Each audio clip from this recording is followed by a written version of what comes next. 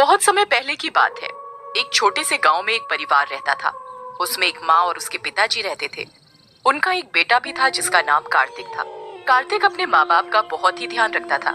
वह उनकी हर बात मानता था। वह अपने माँ बाप का हर काम करता था।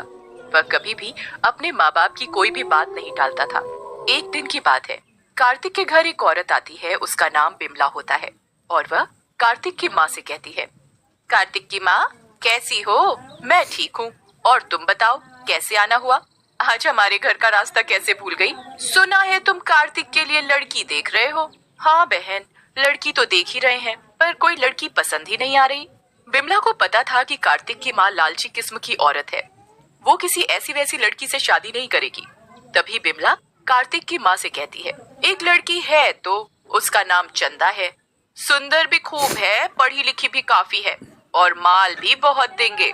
तभी कार्तिक की माँ बिमला से कहती है, तुम ये सब छोड़ो, ये बताओ शादी में लड़की के माँ बाप क्या क्या देंगे?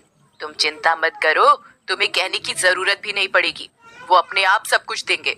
ये बताओ पैसा कितना देंगे? अरे लड़की के माँ बाप बहुत पैसे वाले हैं, वो बहुत सारा पैसा देंगे। तो ठीक है, मैं कार्तिक की शादी चंदा से करने को तैयार हूँ। और अगले हफ्ते कार्तिक की माँ कार्तिक की शादी चंदा से कर देती है और चंदा नई नवेली दुल्हन बनकर अपने ससुराल में आती है। ससुराल में सभी लोग चंदा का खूब अच्छे से स्वागत करते हैं। और अगले दिन लेकिन कार्तिक की माँ का तो ध्यान चंदा के साथ लाए सामान पर था। तभी कार्तिक की माँ चंदा से कहती है, तेरे बाप ने शादी तो ठीक ठाक कर दी, लेकिन शादी में पैसा तो दिया ही नहीं। शादी से पहले आपने तो ऐसा कुछ बोला नहीं था। हमने तेरे माँ बाप से कुछ नहीं मांगा तो इसका मतलब ये नहीं कि वो अपनी बेटी की शादी में कुछ दे ही ना। चंदा अपनी सास की बात सुनकर बहुत रोती है। तभी कार्तिक चंदा से कहता है, अब रोती ही रहोगी या कुछ खाने के लिए भी बनाओगी? कब से हम लोग भूखे बैठे हैं। छी अभी लाई। और चंदा रसोई घर में खाना बनाने चली जाती है। तभी उसकी सास चंदा को आवाज लगाती है, अब खाना ही बनाती रहेगी या चाय भी पिलाएगी? चंदा रसोई में से आवाज लगाती है, जी माँ जी, अभी लाई। और चंदा चाय बनाकर ले आती है। जैसे ही चंदा की सास चाय पीती है, छी, इतनी गंदी चाय, तेरी माँ ने तुझे चाय बनाना भी नहीं सिखाया? और वो चाय का कप फेंक देती है।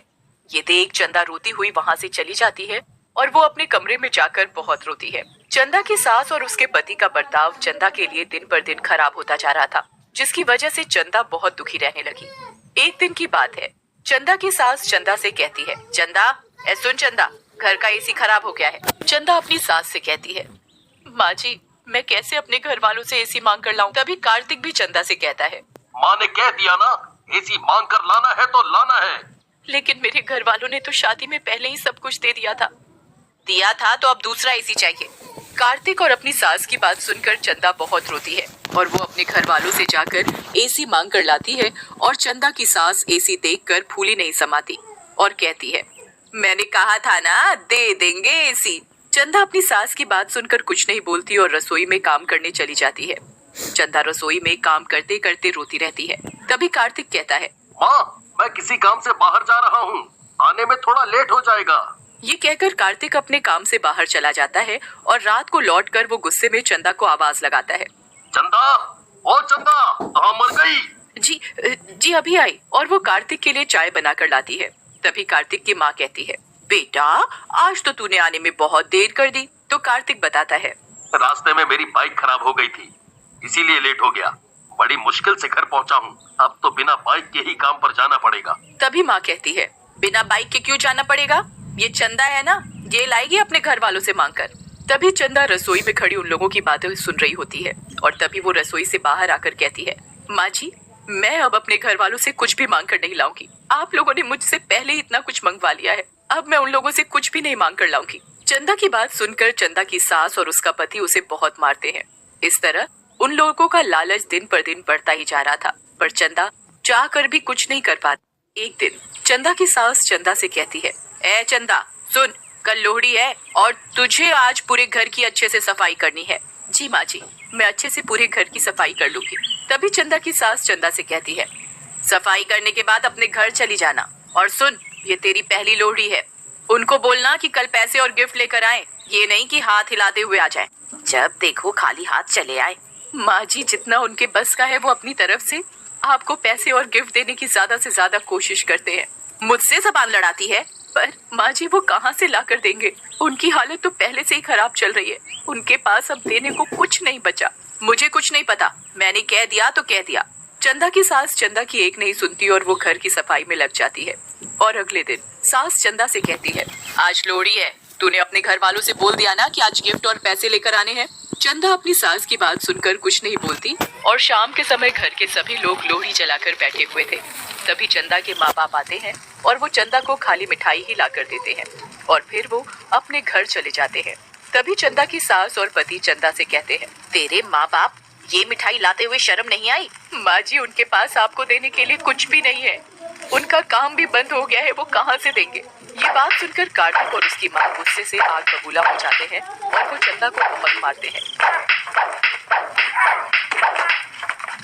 चंदा बेचारी रोती हुई कहती है, मुझे मत मारो, मुझे छोड़ दो। छोड़ दे। तभी कार्तिक की माँ कहती है, ये ऐसे नहीं मानेगी, इसे और मार। कार्तिक चंदा को इतना मारता है कि वो लोहड़ी की आग में गिर जाती है और चंदा के कपड़ों में आग लग जाती है और वो चिल्लाती है, कोई बचाओ, मैं जल रही हूँ, बचाओ। वो चिल्लाती रहती है पर उसे कोई नहीं बचाता और वो पूरी तरह जलकर मर जाती है और वो एक चुड़ैल बन जाती है। और रात को जब कार्तिक अपने कमरे में सोया हुआ था तो वो कार्तिक के कमरे में आती है और उसे जोर से थप्पड़ मारती है। तभी कार्तिक की आंख खुल जाती है मम्मी। और वो चुड़ैल को देखकर चिल्लाने लगता है, चुड़ैल, चुड़ैल, कोई बचाओ। बचाओ, कोई नहीं बचाएगा तुझे, तू चाहे कितना भी चिल्ला ले। चुड़ैल की शक्ति से कार्तिक के चिल्लाने की आवाज किसी को सुनाई नहीं देती और चुड़ैल कार्तिक के बाल पकड़कर कार्तिक को बहुत मारती है। मुझे छोड़ दो, मुझे छोड़ दो। नहीं, कभी नहीं, तू भी मुझे ऐसे ही मारता था ना, मैं भी चिल्लाती रहती थी मुझे मत मारो, पर तुम लोगों को मेरे ऊपर दया नहीं आती थी। अब तुम्हें पता चलेगा दर्द क्या होता है। तभी चुड़ैल कार्तिक के पलंग में आग लगा देती है और वो चीखने लगता है। अब पता चला कैसा लगता है जलते हुए। और कार्तिक के हाथ पैर आग से बुरी तरह जल जाते हैं और वो तड़पता रह जाता है। और अगले दिन कार्तिक की माँ कार्तिक की यह हालत देखकर रोने लगती है और कार्तिक से पूछने लगती है, ये तेरी हालत कैसे हुई? पर कार्तिक इतनी बुरी तरह जल जाता है कि वो बता ही नहीं पाता कि ये सब चंदा ने किया है। और रात को कार्तिक की माँ रसोई में दूध लेने के लिए जाती है। जैसे ही वो दूध गर्म करती है तभी चुड़ैल आ जाती है और चुड़ैल को देखकर कार्तिक की माँ डर जाती है। तुम तो मर गई थी ना? हाँ, तुम लोगों ने मुझे मार डाला था, मेरी पहली लोहड़ी थी और तुमने मुझे जलाकर मार डाला। तभी चुड़ैल अपनी सास के ऊपर गर्म दूध डाल देती है। गर्म दूध डलते ही चंदा की सास चीखने लगती है, मुझे बचाओ, मेरा शरीर जल रहा है, बचाओ मुझे। चंदा की आवाज किसी को सुनाई नहीं देती और वो चिल्लाती रहती है, पर उसकी आवाज किसी को सुनाई नहीं देती। तभी चुड़ैल रसोई में आग लगा देती है और कार्तिक की माँ रसोई में लगी आग में फंस जाती है। मुझे मत जलाओ, अपनी पराई तो मत जलाओ, अब तुझे पता चलेगा कैसा लगता है जलते हुए। ले, अब तू भी जल। मत जलाओ, मुझे मत मारो, मैं जल रही हूँ। तुम लोगों के लालच की वजह से मेरे माँ बाप को कितनी तकलीफ झेलनी पड़ी, पर तब भी तुम लोगों को दया नहीं आई। मैं भी चिल्ला रही थी पर तुम लोगों ने मेरी एक नहीं सुनी और मुझे जलाकर मार डाला। मुझे माफ कर दो, छोड़ दो मुझे। तुम लोगों के लालच की वजह से तुम लोगों ने मुझे जलाकर मार डाला, तुम लोगों के साथ ऐसा ही होना चाहिए। और चुड़ैल पूरे घर में आग लगा देती है। उसमें कार्तिक और उसकी माँ बुरी तरह जलकर मर जाते हैं और चंदा की आत्मा भी शांत हो जाती है।